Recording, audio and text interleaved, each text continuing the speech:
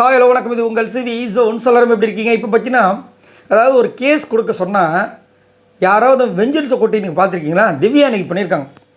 எனக்கு பக்கு பக்குன்னு இருக்குது. என்ன இது இப்போ ஐயோ அனுவா அவங்க பேச ஆரம்பித்தாங்க பாருங்க. பேசிக்கிட்டே இருக்காங்க. அரை மணி நேரத்துக்கு மேலே பேசிக்கிட்டே இருக்காங்க. 3 கேஸ் கொடுக்க சொன்னால் 5 கேஸ் வந்துருக்காங்க.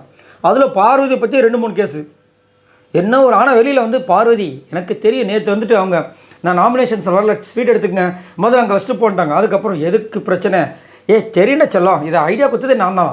அடோட்டோ எல்லாத்துக்குமே நீங்கள் தான். வெளியில் வந்து ஒரு பெரிய பில்டிங் கட்டினாங்களே, அந்த பாலம் கட்டினாங்களே, அந்த பாலம் நான் தான் ஐடியா கொடுத்தேன். அந்த அளவுக்கு உங்கள் பில்டப் அடோட்டோ. அதை இந்த இது சொல்லுவாங்களே நாராயணா இந்த கொசுத்தொலை தாங்க முடியலண்ணா அந்த மாதிரி.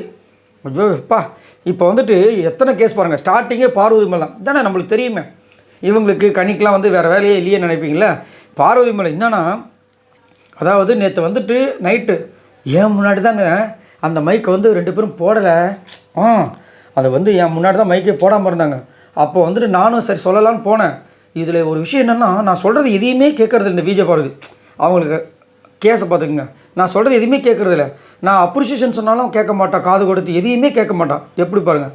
அதனால் நேற்று கூட நான் கூட போயிட்டு இவங்க மைக் கழட்டும்போது பார்த்துட்டேன். போய் சொல்லலாம் போனேன். பிக் பாஸ் சொல்லிட்டாரு.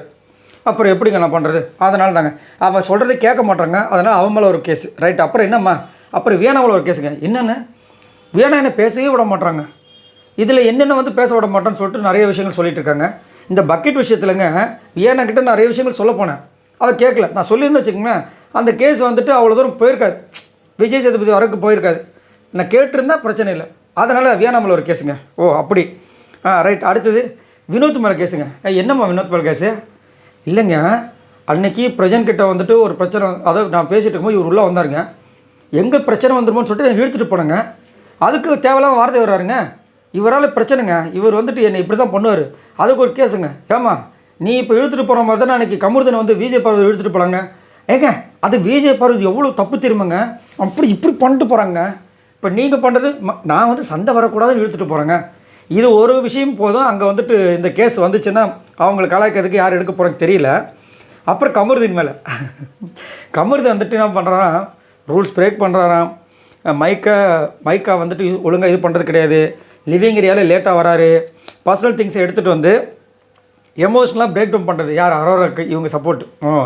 அப்புறமா இந்த வீட்டில் வந்துட்டு சுத்தமாக டெக்கோரம் இல்லை, டிசிப்ளின் இல்லை. இவரால் தாங்க எல்லாமே கெட்டு போகுது. நீங்கள் எல்லாம் கரெக்டாக கொடுக்குறீங்களா? நான் கொடுக்குறேங்க. அன்றைக்கி ஏன் அப்புறம் பிக் பாஸ் சொல்லும்போது அந்த ஜெயிலுக்கெலாம் போல் ஏங்க அது கேம் ஸ்ட்ராட்டஜிங்க. ஓ நீங்கள் பண்ணலன்னா அது கேம் ஸ்ட்ராட்டஜி, பனிஷ்மெண்ட் கொடுத்தோம். அதே அவர் வந்துட்டு பண்ணுறது எல்லாமே வாண்டடாக பண்ணுறாரு. ஆமாங்க ரைட்.